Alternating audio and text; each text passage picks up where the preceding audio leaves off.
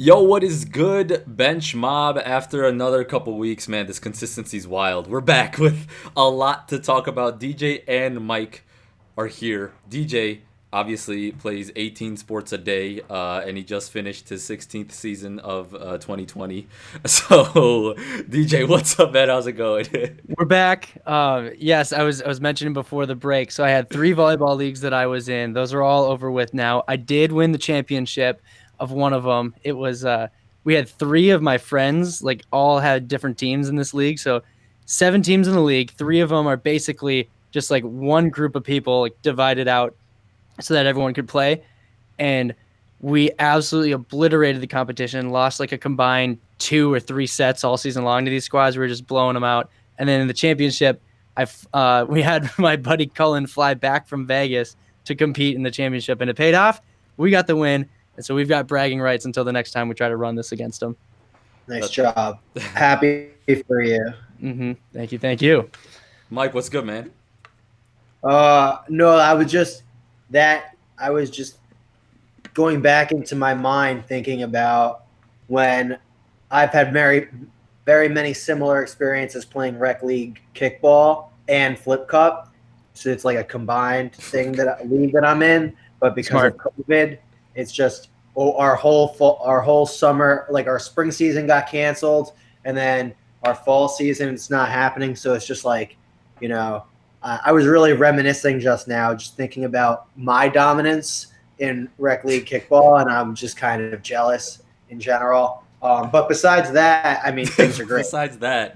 Besides that tragic event that's going on in your head right now, Yeah. we're good. We got a Things are lot to great. talk about, man. We got a lot to talk about. The finals are around the corner. Billy Donovan is the new coach of the Chicago Bulls. Doc Rivers left. And then what else? Minnesota has the first pick, and we so there's. We're giving Doc Rivers the go ahead on left, or like are we giving Okay. Let's start with Doc Rivers then, because that literally just happened. Maybe I don't know, an hour or two, 3 hours ago. It happened today, and he tweeted out his letter to the fans and to the community and to the Clippers organization, fandom, whatever, saying, look, we couldn't do everything that we set out to do. We had some goals that we did achieve, but we did not achieve all of them. And I mean, it was time. I think it probably was somewhat mutual, but still, yeah, I don't know if they were gonna hold on to Doc a lot further. Well, here's my thing. This is what I don't understand. I kind of understood that the Kawhi Paul George tandem, like Doc was a big part of that. So if they're doing this, then clearly like they had Kawhi's permission. I don't think that they care about Paul George's permission anymore, but clearly they had Kawhi's permission. So like, yes, I agree that they probably should have done this, but also Doc Rivers has won a championship as a coach. Like, yes, he's also overseen some historic collapses, but he's won a championship, and he hasn't. The other Clippers teams that he's had have not been this caliber. So, well, he's not really had a caliber of player as Kawhi. So, my thing is like, I don't know. I thought it was a little premature actually, unless they have like some like silver bullet in a chamber here. I don't think that's Ty Lue. I don't know. It was just like what. DJ, what do you think? He's stumbling over his words. kind of similarly, and I actually didn't know about that until you just mentioned it.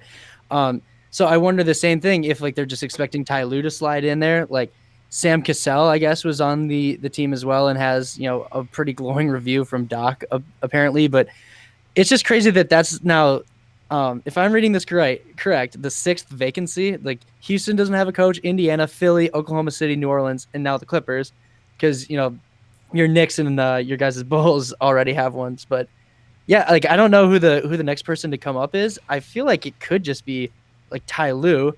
I mean, one of the credits that they gave him was just being able to go in there to Cleveland after David Blatt took off and kind of settle everything down. Something I was thinking about was like how much of this is going to carousel versus how many new people are going to come in, right? So we already have Nash going to the Nets. Kenny Atkinson is a very hot name right now that like I would have loved if the Bulls went for. I'm super pumped for Billy Donovan too. Don't get me wrong.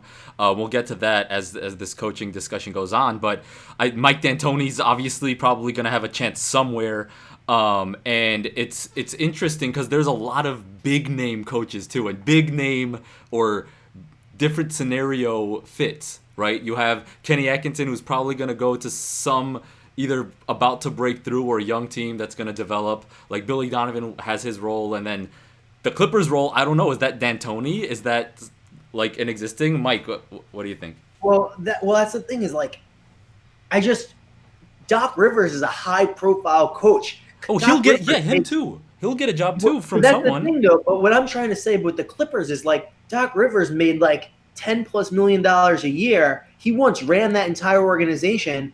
Like, if they're getting rid of Doc Rivers, like if Steve Ballmer is getting rid of Doc Rivers, like I just don't think that they're just going to hire like somebody off the carousel. Like I think Ty Lue, because he has a championship pedigree, maybe. But it feels like they're shooting for bigger than that. I don't know. It would just be weird to me. It's strange to imagine that Kawhi Leonard, if Doc Rivers was a huge part of Kawhi Leonard coming there, that with a year left on Kawhi Leonard's contract, and Paul George's, but whatever, with a year left on these guys' contracts, that they're making this monumental decision to get rid of a huge figure for that team that once ran that organization. They're going to bring in, like, Ty Lue? So this is a very interesting case of is this fatigue? Is this a plateauing? Because I got a it's name. a new team. It's a new team, right? So like if you said you capped with Doc Rivers, did you cap with Doc Rivers or did you cap with DeAndre Jordan and Blake Griffin kind of getting old and being injured and Chris Paul kind of like that whole thing not working out? Like, is that Doc Rivers? And then you're coming here and you just see the players just quit. You saw Doc Rivers' face. He was just like torn, and then like to me just visually on the screen it seemed like Doc Rivers got a lot more upset than the players who seemed to just not want to play the last half of that last quarter. And so to me it's just like, are we plateaued or are the players fit wrong? Like, what is the problem? And I guess they're just like, look, we got to change something because there is a problem and we can't really change the players at this point.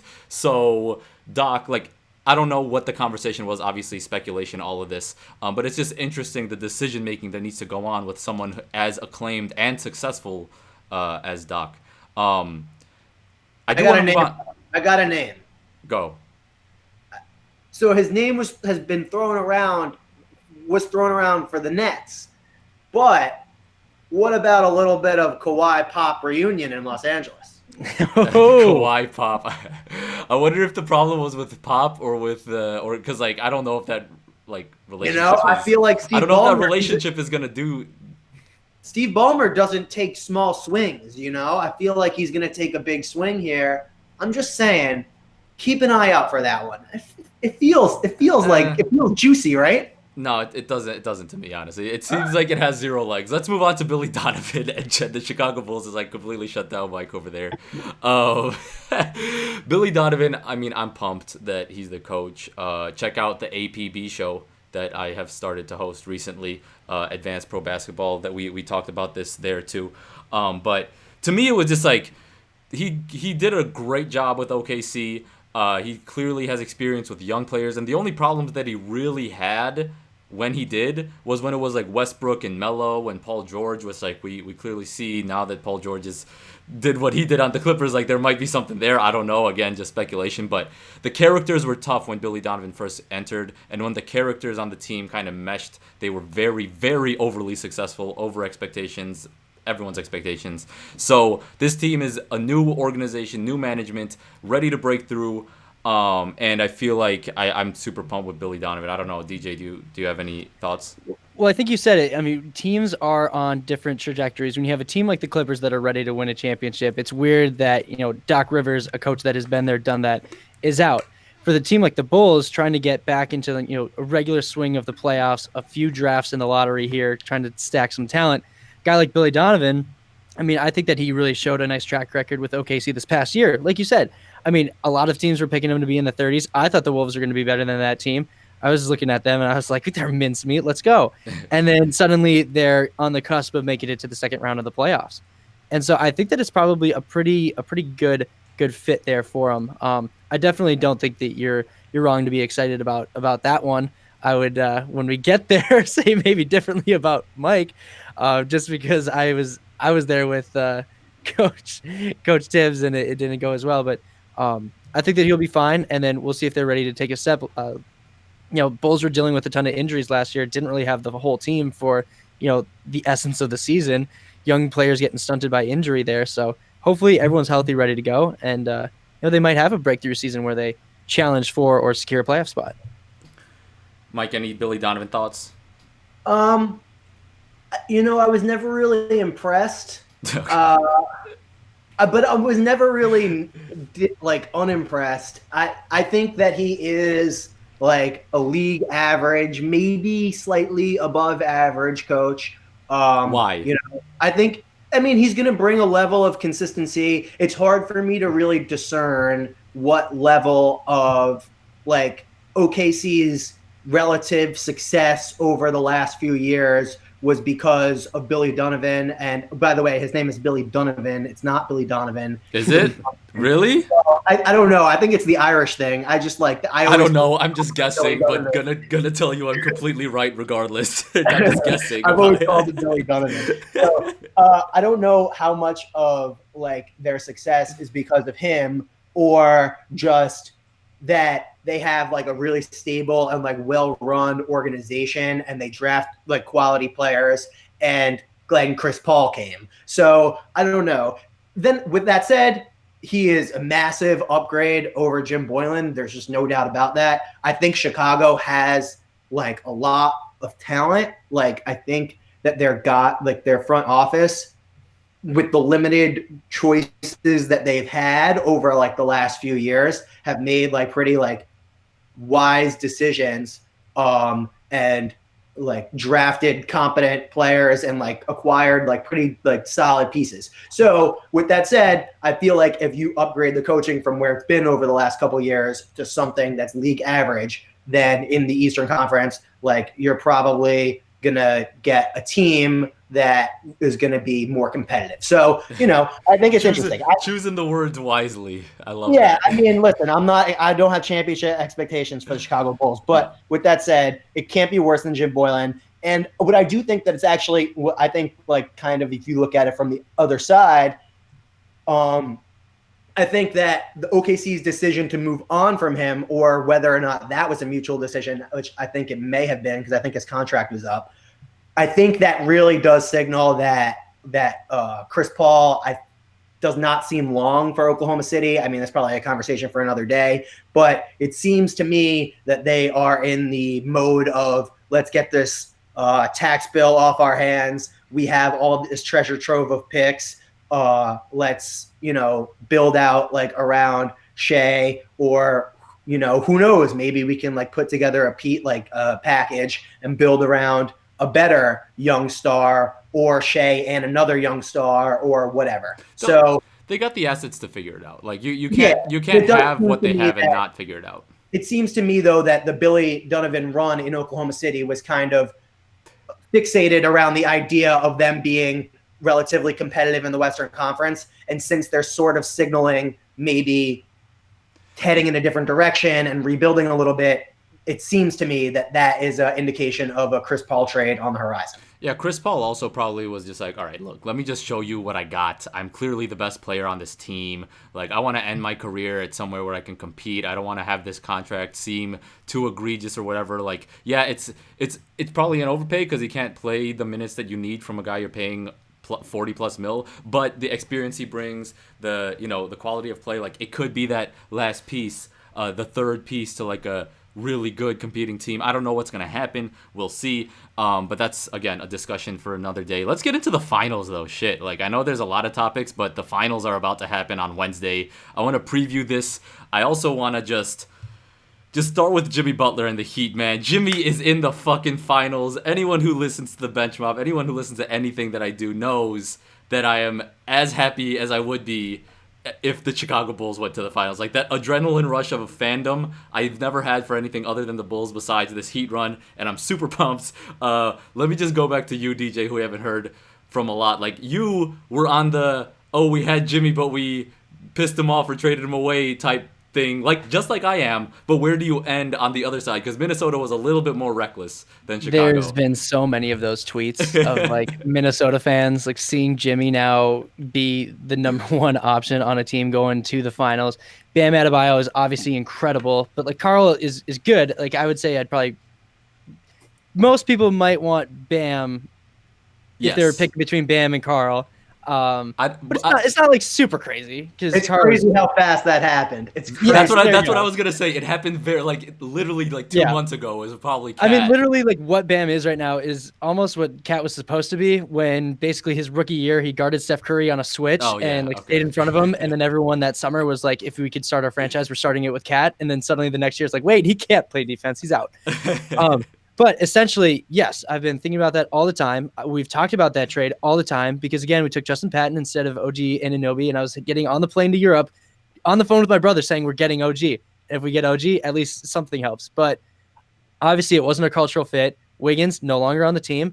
I've talked before, even like when that trade was made or that season, like if we traded Wiggins, could we have held on to the pick? I don't know. This is where decisions go wrong. And instead of us being the Heat, competing, or even being like the Nuggets. I mean, it was only a couple of years ago that we beat the Nuggets in a game to go to the playoffs with Jimmy, and now the Nuggets are in the conference finals, and we have the number one pick. So, I don't love how things ended. I think that there were perhaps some choices made by Jimmy in order to ease his exit, such as perhaps having a wild practice right before an ESPN interview.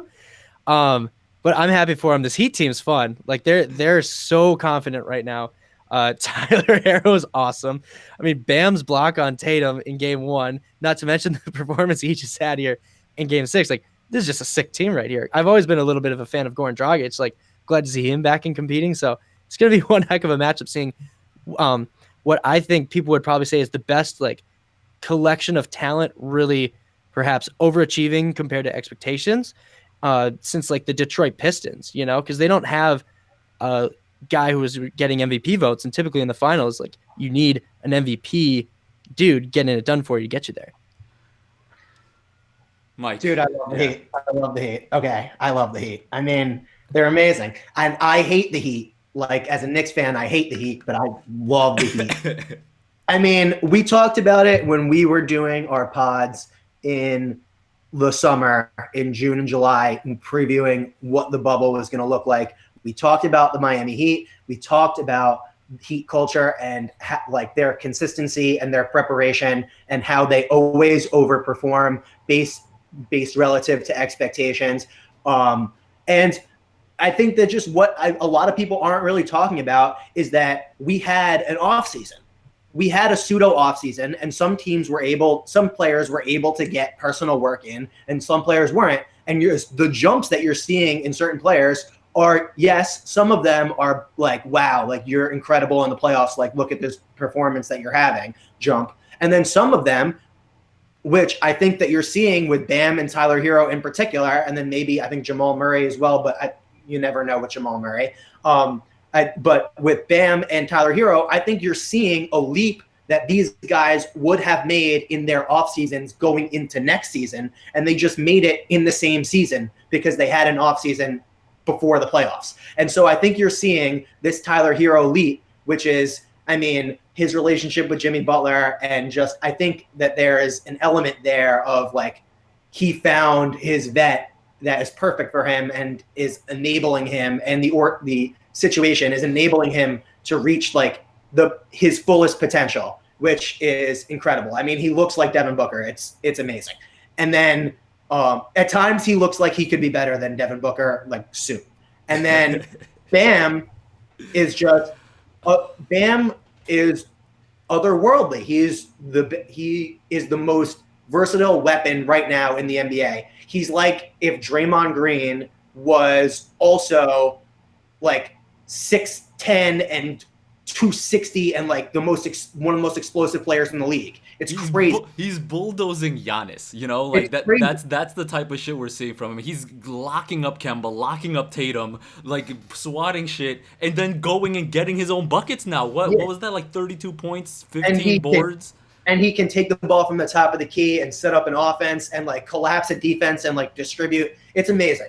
Right now, like the leap that he's taking is so impressive. And they're also just a joy to watch. Like when things get tough, they don't go to ISO. They start moving the ball more. They're like, let's see how much we can run Duncan Robinson just around and around and around and around and around and try to get him a look that takes him like a half second to get the ball off. Like Goran Dragic is always moving or setting a screen for somebody or cutting without the ball. Like they're just, in terms of like basketball, and that's why I think the 2004 Pistons comparison makes a lot of sense, because that team, to me, is very similar. Like Chauncey is a better player than Goran Dragic was, but they're very similar to me in terms of like how they set up a basketball game and how they choose to pick their spots as a scorer, and like when they can get hot, and just like everything about the two teams is very similar to me. And they're also just like fun. It's a great basketball team. And the thing is, we were talking about like how do teams just remain good, or how do teams just remain at that excellence level, and like literally every player that is getting minutes on this Heat team encapsulate like their identity, or at least have molded themselves into that while with the Heat. Like Jay Crowder found his Celtics form back, maybe even better. Jimmy Butler is just letting everyone else kill it because his team is nasty, and then in the fourth quarter being the most clutch player in the league. For a few years now, he's been top 3 or top 5 in any clutch statistic you pull up, and he's just taking over games on both sides. Like if he's not having an offensive game, he's killing it on the defensive side, communicating the entire time. Tyler Hero is having his games, Duncan Robinson having his games. Everyone's just having games, and then at the end it's like, all right, either Hero or Jimmy Butler, which Hero being just under Butler's wing and improving is such a flex by Jimmy Butler too, in my mind. Like he's in the perfect situation that is allowing him to be the crazy work obsessed person that he is. And it's spreading throughout the whole team, because that's exactly how Pat Riley thinks too, I think.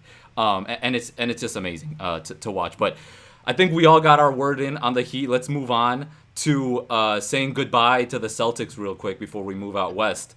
The Celtics, like Tatum's still 22, man. I don't know, like they got the early run with the first couple playoff series in their careers. They got the Game 7 with LeBron. They got like moments, right? But I feel like the hustle and experience just shine through, even though some of the experience was coming from Hero and Bam, which is, you know, a little bit split. DJ, what do you think about that situation? Yeah, I mean that's always like the funny thing about sports when you talk about a young team like the Celtics, which for a lot of them, and especially playoff experience wise, they're pretty green.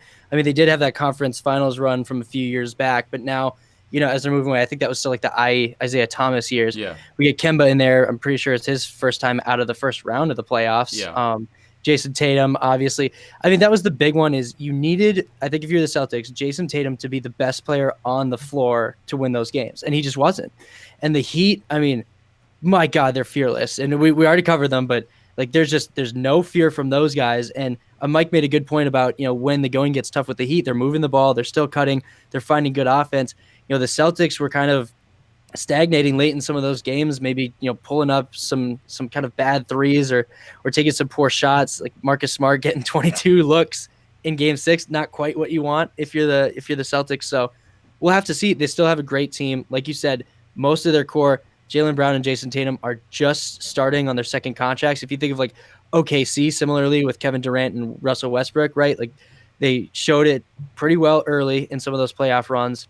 And then as they moved on to those guys being on their second contract, you know, it's just making more good decisions around that roster so that you have the depth, because it kind of became, you know, their top 7-8 against the Heat's top 7, but basically outside of the Marcus Smart, Jaylen, Kemba, Tatum, and Brown, like they just didn't have enough juice from anybody else, whether it was the center position or backup point guard. So they just need to reload, maybe add one more piece, but they'll be right back there, I think, if they want to be and if they keep getting development.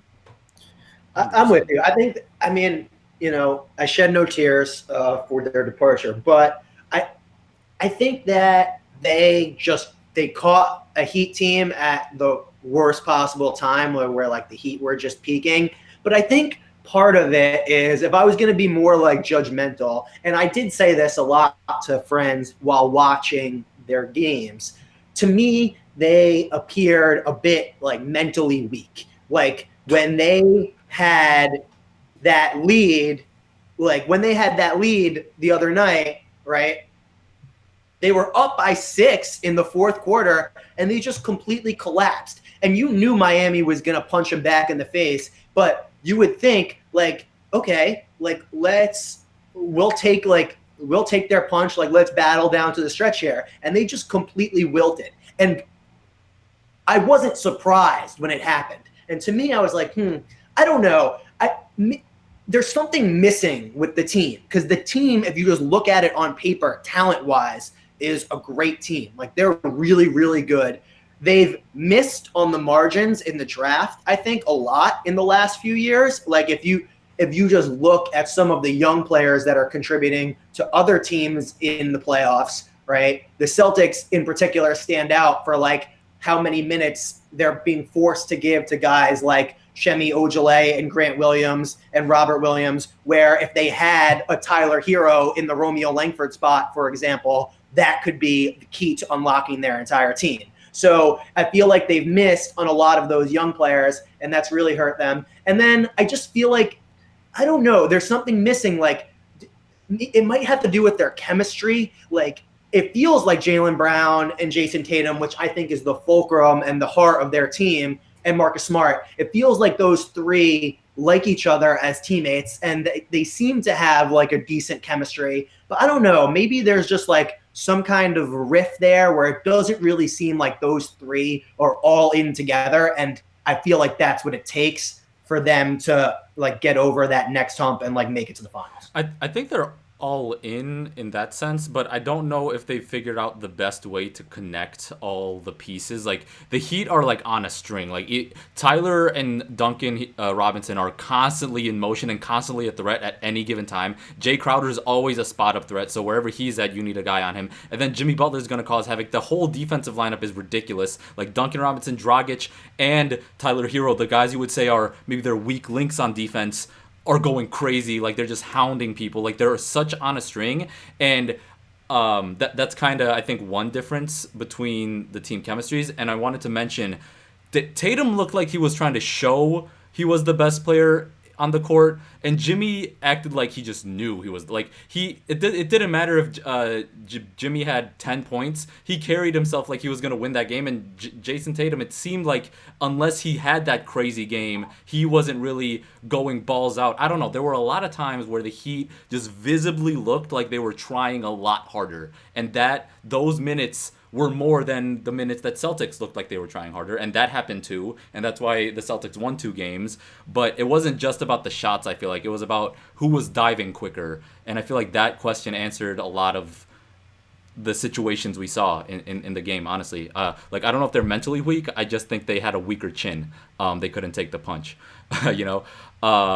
Let's move on to the West then. And let's start with the Denver, and then we'll end with the finals preview of the Lakers, because Jamal Murray, man, another, if you know the Bench Mob podcast, you know how much I love Jamal Murray, and he is like, what the fuck? Hero, Jamal Murray, these two guys, now you're just like, okay, why not be like the next Devin Booker or whatever? Like, I don't see the difference in trajectories. They're similar ages. DJ, where do you stand? All right, so one thing can't be forgotten, that sometimes in sports you need just a little bit of luck because the margins on these are so thin. If Mike Conley's 3 goes in and Denver goes out Yes, in round sir. 1, we're having the conversation. You know, Jamal Murray, incredibly inspiring young player. He had that 1, 2, 3 games that were crazy, but like, need him to take the leap. Do they trade him for Bradley Beal? Do they trade him for Ben Simmons? There would have been those conversations. Yeah, 100%. Instead, they missed that. And then the Clippers, again, could have just knifed them in Game 5 or Game 6 when they were up 19 in the fourth quarter. Can't remember which one or which second half. It was both. Come on, Clips. No wonder you got rid of It was 16 points on one of them and 19 on the other, yeah. So, like, again, I mean, if if they get, knocked out in 5 or 6 there, again, it's like, what do these guys need to do to take the next step? Instead, they end up getting to the conference finals. Jamal looked insane. And I think it was game 5 that I was watching where he was just hitting like everything. I mean, the Lakers were still able to get the win on him, but they just kept hanging around, and he was just going off like crazy. Nikola Jokic is still solid, but his foul trouble's been risky for him. Love everything I've been seeing out of Jamal Murray. Like, you can just tell how afraid other teams were on those pick and rolls. He was getting so much attention. And I mean, you just need some other guys able to either knock down those threes slightly contested or be able to attack a little bit better off of a closeout, because like that's what the Warriors were, right? When Steph Curry's getting all this attention out of the pick and roll and he's kicking it to Kevin Durant or Klay Thompson, or those guys are attacking off of a closeout, it's just too much talent. They were just a little short on it, but he was awesome. Nikola Jokic was fine, but not amazing, and I'd say in the series, LeBron was the best player in the series. Jamal was flashing second best player in the series type of stuff with AD a little bit. AD almost like a quiet 30 points per game. Like, I'm watching these games and it's just so easy for him. And I'm like, damn, these stats are nuts. But yeah, Denver, one of your favorite team in the West, right? Easily. You're always the Nuggets when we do stuff. So ton of fun to watch. We've talked praise on their team before. Excited to see what they can do next year, because they're in a position to make a move to acquire more talent or hopefully get some more interior development out of like your Monte Morrises and Michael Porters to be, a top. I guess they were already the 3 seed, so be like the top 1, top 2 seed, try to get that home court if we have fans. Mike. Yeah, I mean, the level of difficulty on some of Jamal Murray's shots in the last few rounds was just ridiculous. It was ridiculous. There would be, and you could see the light like kind of switch on when he was playing, where at certain moments he would be like, oh, I've got it. Like I think he saw it in the Utah series where he was like, oh, I'm feeling something right now. Like my shot in this bubble, it's like, it's working for me. And I think that he carried it over, and it was like the game that he was playing against the Clippers and the Lakers too was just like, when he felt it, every shot that he took, it was like it went in. It was crazy. He would just go like 8 for 8, 9 for 9, like on ridiculous stretches, and they'd be interspersed with like this absurd layup package that he has, and like him hanging in the air, and like those weird like off balance floaters that he'll throw, like when he gets like knocked off his spot in the lane. And just like the pull-up threes. I mean, it was just the level of difficulty on the shots was like so high. I was really impressed. I was trying to think like, who could I really compare his shot profile to in terms of like guys that are doing this in the playoffs? And like, I don't know. I feel like Damian Lillard was like the best person to really come up with in terms of like the kinds of shots that he's hitting to get to the point totals that he's getting to. And he was doing it consistently. Like, I don't know. I feel like that's always been his problem in the regular season was consistency. And I feel like he's consistently out there. He like has never hurt, but he is, I feel like his game, it fluctuates in terms of like, I feel like he'll get hot and then he'll like go cold for like a few weeks. And he always has Jokic to kind of hold the team up and like keep them like in the mid 50s and keep them in a consistent winner. So we'll see. I feel like this though is like very promising in terms of like carry over into next season. But I wonder if it's just like with some of these guys, you do gotta wonder, especially when it's like hot shooting in particular, if it's like a little TJ Warren. Nah, get out of here though. It's the moment, bro. Some people are made for the moment, bro. Two postseasons in a row he's doing this. No, I agree with you. I'm more saying in terms of the hot shooting in particular. I do wonder with certain guys that are outperforming in the bubble if it was because of like the no fans, just element of the uniqueness of the environment. And for certain shooters, I wonder if it's more helpful than others, but there's no way to know until we can see it. Even if I did know, that's a big mark that you couldn't do what you needed to do. The huge mark. Like I don't care what the situation is, good or bad, for everyone's in the same situation. He's a big game player. He's a big game player. There's no doubt about that. And he has just the amount of control he has in the air of his whole body is absolutely ridiculous. Like he can conform his body to a way to get off a floater or a layup or whatever wherever he is on the rim or in floater range, he gets it softly to land on the rim, and most of the time it went in. We saw that Which skill layup was do you think was insane. nicer? Which layup is nicer? The one that was in every single commercial where he did like it was the The spin LeBron. layup with the inside hand, or the one where it was like the up and under on the opposite side Oh, rim against LeBron in the end. that one, dude. Yeah, That up and Where under on LeBron switch LeBron around. was, oh my god, Yeah, they're bro. both sick layups. It was still like, oh my god, it's He, like he that. Oh, you know who actually? Kyrie Irving. Kyrie, Yeah, I was Kyrie. just thinking about that when Khan was saying like the contoured in the air. I was like, I forget, but Kyrie does that really well. So hopefully we get Well, him back this year. And Kyrie's one of the goats at that specific thing. It's just like Jamal Murray was having Kyrie layup package with Steph Curry range package, like step Yeah. back, Yeah, it was wild. contested. Like it was absolutely ridiculous. His stats were off the charts too. Like when I say those comparisons, it actually was happening, Yeah. But, it wasn't happening every game. They went down 3-1 both series. And those games were when Jamal Murray, like some games they lost, he did turn up. But a lot of the time, if he didn't have it going, it's because they were doubling. And then that was a new thing too, though. They were like kind of adjusting to that. They were like, okay, shit. I've never had this much gravity before. We've seen Steph struggle against Memphis and the Cavs when he was facing those double teams, and he had to give it to Draymond. Well, guess who else has a big that can pass it better than almost any other big in the league? In Jokic, who can also post up and do a lot of things. Like so many things worked for them. I still thought that Michael Porter Jr. is like the crux to making it all work fully. And I think that's a big reason why they couldn't really take the Lakers serious. I didn't think they'd go with the Clippers either. So obviously they're proving a lot of people wrong. But MPJ getting to that like star level combined with Murray and Jokic and what they're doing, and then Gary Harris just being a great role player, and Morris and everyone else we're talking about here. They have the star power and the role players there, and then they have that like one potential piece. And if Bol can also kind of, who knows what he's going to do? I'm not saying he will or will not. He just has the physical tools and the skill set to, if it develops to where it could, that's fucking scary. Anyway, let's close out with the Lakers. The Lakers, I mean, in the finals, not a lot of people are surprised at this point, but I still was edging the Clippers a little bit, and I just had way too much faith in Kawhi, and he just wasn't the killer he was last year. He really wasn't. He did not miss a beat last year in the playoffs, any game. And this time he just missed a lot of them. Anyway, I think he had a better go team ahead, around Mike. Go ahead, Mike. Well, I think he had a better team around him when it comes to Kawhi. But I mean, when it comes to the Lakers, I predicted, my original preseason prediction was the Lakers over the 76ers in the finals. Classic. So one of those went well, the other one did not.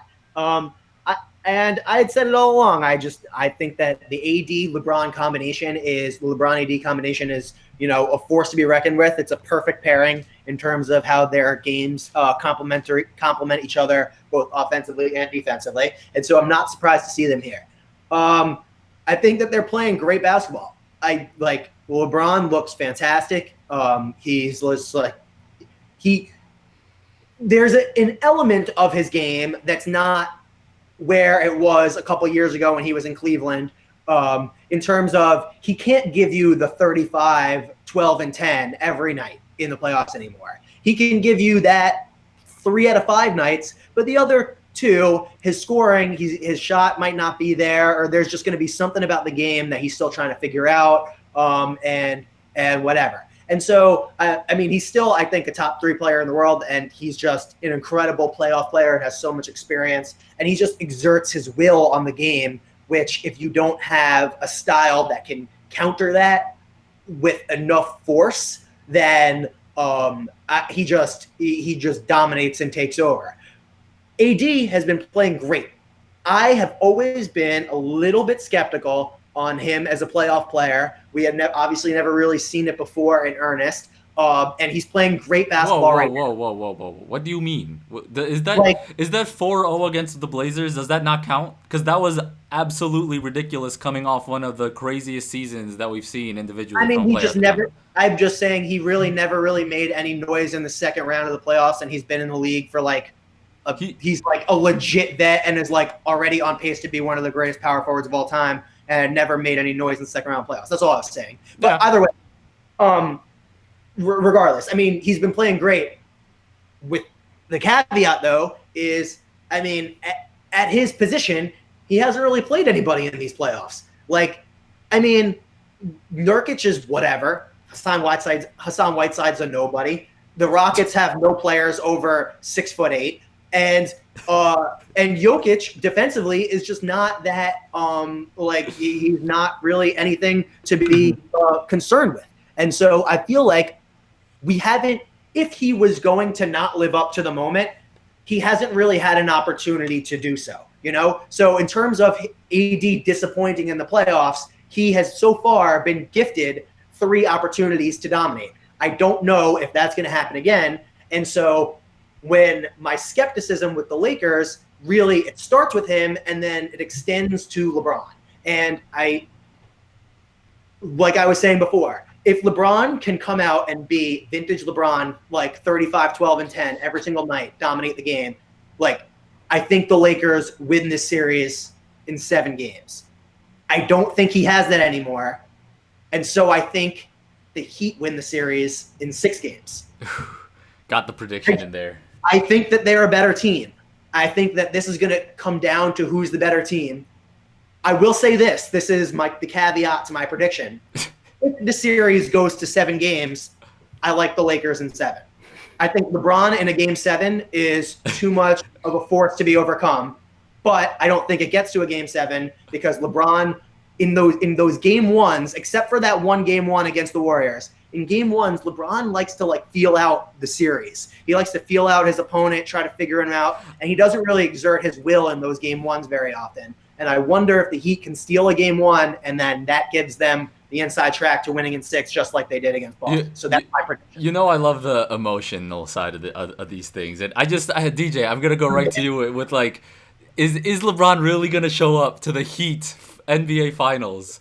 Playing the Heat, coming up soft in game 1. Is that really what we think is gonna happen right here? Is he gonna be 40, 20, and 15 LeBron game 1 like the Warriors, or is he gonna be like 25, like 12 and 8? That might not get it done. It's true. Listen, the Heat are balling like no team I've seen. They're absolutely peaking. We did not see this during the regular season, and so far, like everything's going well for them. And even when teams have been firing back, again, like we said, fearless Jimmy Butler, the perfect head of this snake, just leading them.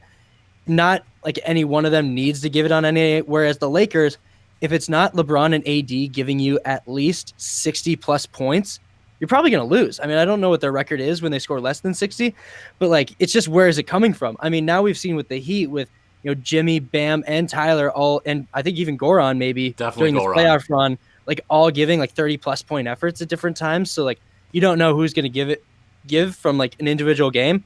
But I think that the big thing is, who are the best players in the series? Because typically if you have the best or 2 best players in the series, you're going to get it done. Can LeBron be the best? Because like Mike said, sometimes, his shot might be leaving him. I can't remember which playoff it was necessarily when he was in Cleveland, where it's just like, yeah, he hasn't really been shooting the 3 that well. And then the next year he was just dropping them like crazy on his way to the finals run. But I do think the Lakers will probably get this done. I don't think anyone on the Heat roster, except for Udonis Haslem, who is still on the roster technically, has been in the finals, has played in the finals, if I'm not wrong. Whereas we have LeBron with finals experience, Rondo, Danny Green, J.R. Smith. J.R. Smith. Was Dion still on the roster? Quinn Cook, baby. Quinn Cook, baby. Oh, yeah, Quinn Cook. And so we'll see how this goes down. I mean, I'm excited to see what happens in the big man spots because the Lakers will play Dwight, will play JaVale a little bit. He maybe will play Kelly, will play Myers just a little bit. But essentially, when it comes down to winning time, AD and Bam are probably going to be the 2 biggest guys on the court. LeBron's going to be out there. And then is he getting enough from the guys around him to get it done? Because right now, the Heat role players, like just swap LeBron for Jimmy Butler right now. If he was getting that kind of production from his role players, they might just sweep their way all the way to the title. Like they're balling. Duncan, Tyler, they're all doing so well. So it's gonna be crazy fun. I love this Jimmy LeBron matchup just from my Bulls days, back when the Bulls and Heat were like a budding rivalry to be, and then D Rose got his knees blown out, and then that, the energy kind of continued after those MVP seasons. That was all Butler playing 40 minutes guarding LeBron and shit, like the crazy matchup. It was always like, oh, who's the best defender on LeBron? You pull up the stats, it was always Jimmy Butler on top. So that little dynamic for us Bulls fans is big time, I feel like. And Jimmy versus, I mean, that's also true factually, like statistically. Jimmy has been one of the better defenders on LeBron the whole time, and that's where I want to make my point is I think obviously AD and LeBron are the two best players in the series. However, the Heat, with their two best players in Jimmy and Bam, their strength is being able to pull down LeBron and AD to maybe their level offensively, and then let the rest of the team leapfrog the Lakers' rest of the team. So, like, I think that's Heat's path. Is obviously Jimmy's not the only option. They probably will try Bam occasionally on LeBron. Probably. I don't know. But Davis, you need someone to stop Davis. But you also have Jay Crowder to throw. You have Iggy to throw, who's also notoriously one of the best LeBron defenders. Obviously, he's 36. So I don't know what that age difference and athleticism decline is going to look like. But he's been balling out. He came through in the clutch in Game 6, knocking down 4 or 5 threes. So he's always up for the moment. I think they have the most tools in the league.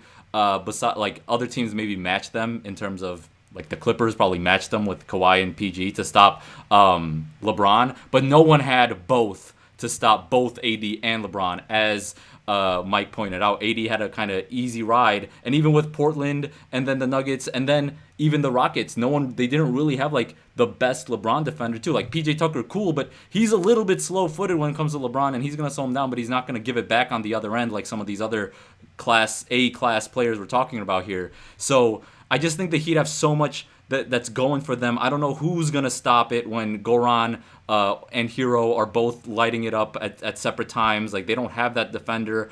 I don't know what they're going to do with Duncan Robinson. Like, I just don't know how the rest of the team is going to step up like we have seen the Heat's team stepping up, and I just don't think Jimmy and Bam are going to disappoint. I don't want to pick anything yet. I think it's super equal toss-up in the air. I can't. I love the Heat. I'm too biased too, so if I pick the Heat, but don't you agree with the idea where it's like... I agree in different ways, though. I feel like I made it clear. In particular, the idea that if it goes to 7, it's like, okay, in my brain, I'm taking LeBron in a Game 7. But if it doesn't go to 7, I think the Heat have the edge. Like, I think they could take it in 6. I don't know. That's kind of how I'm thinking about it, where it's just kind of like, I feel like if it gets to 7, like, the player experience is going to win out. But, there's just something about the idea that Spo coached LeBron for such a long time. That's a good point. And Pat Riley just like having some weird kind of like Darth Vader-esque like magic where he like knows all of LeBron's like weaknesses or something. I don't know. It just it seems right for it, which is sad because in my heart, like, as a fan, I hate the Heat and I love LeBron. So ideally, I want LeBron to win. I want LeBron to win the championship. That would be awesome. Because if he goes, so he would be 3-6. 4-6. If he lost. Oh, he would be 3-7. He's 3-6 right now, so he will be 3-7. If he lost. Yeah, 3-7. That's not a good look. He's got to win this. It's not a good look. Yeah, no, you got to win this if you're LeBron.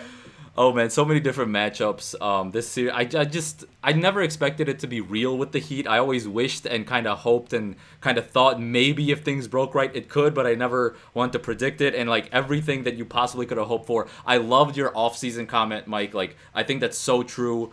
They just had that. They had the second-year jumps or fourth-year jump from Bam, and they just had all those jumps mid-season, and they're the team that needed that jump. It was just like, damn, like, is Jimmy like a little bit too early? Is it lining up? Well, this was the perfect mixture of lining just crazy amounts of performances up for the Heat. I'm just super pumped for Butler too. Like, Tatum and Brown, I feel like they have 10 years in front of them. Butler really has this and maybe a couple more years if he is able to lure a star free agent that apparently he's friends with all of them, right? So that's kind of a storyline to keep on going, looking at. He's the man. He's awesome. Well, because I feel like whoever signs with the Heat is also telling me that they're about it. They're about the work. Like I feel like at this point, seeing what they're doing now, it's like we're not about bullshit. And if you're gonna come work, like we're down to have you. And if someone goes there, it's because they're down to work. I feel like he doesn't rub everybody the right way, but it's like if you just like listen to him do like an hour on a podcast or something, or just like listen to him sit down and do like a casual interview, you're just like, oh, this guy is just like a joy to be around. He's hilarious. He is just like, he doesn't care what anybody thinks about him. He's engaging. He like cares about other people. He likes to listen and like learn about new things and like try new stuff. He like works so hard. Like when he wakes up in the morning, like his goal and like focus is like, I'm gonna like bust my ass at whatever I'm doing. I don't know. He just like seems like an engaging and exciting person to be around. And I feel like that's why these other stars like sort of gravitate to him and his mentality, because they're just like, I don't know, like they see something, probably a part of themselves in him, and like the part of themselves that they wish was like the person they displayed to the world, and not the person that's like locked up in a gym all the time. Work hard, play hard, Davey. Work hard, play hard. DJ, any last thoughts? LeBron is the most self-aware superstar basically of all time. Like he is the most cognizant of his legacy, being essentially, as it's still being written, like what it means. And so I just think that he knows he absolutely under no circumstances can let this one go. He has to ball out. He has to win. And remember, things can get weird in the finals. You've seen finals before where teams get there and then, what got them there isn't necessarily what's going to happen. So, Danny Green, is he going to keep being trash, or is he going to light it up in the finals like he has? Finals Danny Green. Finals Danny Green. We're seeing playoff Rondo. I think that the Lakers get this done, and I think that LeBron knows he needs to be the best player. He needs to win finals MVP because that's the ammo that he needs if he actually wants to be the greatest of all time. And if anything, it'll probably really solidify the number 2 spot, because hard denying someone that wins 3 different championships, 3 different places, doing it in year 17, Lakers in 5. We were always we were talking about like, oh my God, Kawhi just switched teams. Like, is Kawhi, if he does this a couple more years, he could enter the GOAT conversation? Well, who's already in the GOAT conversation that also can win 3 separate finals with 3 separate teams? It's LeBron. It's LeBron, and he's doing it one more time. And that's why I didn't even do the prediction, because I didn't tell you how the Lakers are gonna win, because it's obviously just LeBron taking over and winning, right? Like, I went into detail on what things need to happen for the Heat to maybe have a chance. LeBron can sweep the series, and I would not be I would not be surprised. It's just LeBron, and you don't know what levels he can get to. He finally has that alpha dog next to him too. It's not like everyone else is trash, and then we have Kyrie, who could be shut down. We kind of need to hide him on defense. Like, there were those weaknesses. There is no weaknesses to AD, and there is no weaknesses to LeBron, and we've never seen those 2 calibers, that type of talent at the top 2 players. I don't know if we have, like maybe in history. Since LeBron, D-Wade, and since like Steph Curry, KD, when you have these 2 first-team All-NBA guys balling together in their prime. Exactly, and the only reason that it's not like clearly like Lakers are 100% going to do this is because the rest of the team is just not at that level, and the rest of the team for their competitor is amazing, and their strengths are literally the best things to slow down the Lakers' strengths. So that's why this series is dope. LeBron Heat angle, Pat Riley, LeBron, the Lakers, and then Kobe passed away, RIP Kobe, that whole thing, the motivation. I think that's a motivation for everyone. But obviously people... Motivation for me every single day. 100%, bro. RIP Kobe. Let's keep that Mamba mentality going throughout the rest of our lives and your lives and everyone else's lives. Right. Except we are going to end it right here on the Bench Mob NBA podcast. We will talk about GM School. I am on NBA TV this Thursday. It's going to be crazy. And yeah, we're going to talk about that. We're going to have the whole cast on the Bench Mob too. So stay tuned. We'll talk to y'all next time. Thank you, Mike. Thank you, DJ, for hopping on at the Bench Mob NBA. Hit us up. Peace.